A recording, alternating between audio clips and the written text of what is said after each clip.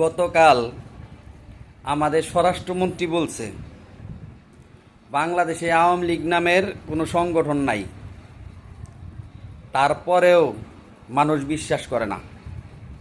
মানুষ 32 নম্বরে আওয়ামী লীগরে না পাইয়া আওয়ামী লীগের স্বাদ মিটাইছে একজন সাংবাদিকরে পিটাইয়া, বেচারার গেঞ্জি মেঞ্জি ছিঁড়া ফেলাইছে।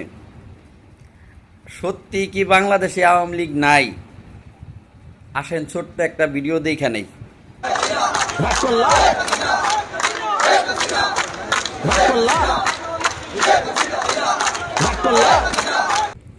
আওয়ামী লীগ আছে, এখন যারা আওয়ামী লীগ বিরোধী তাদের মাঝে আওয়ামী লীগ বেঁচে থাকবে যুগে যুগে সারা জীবন।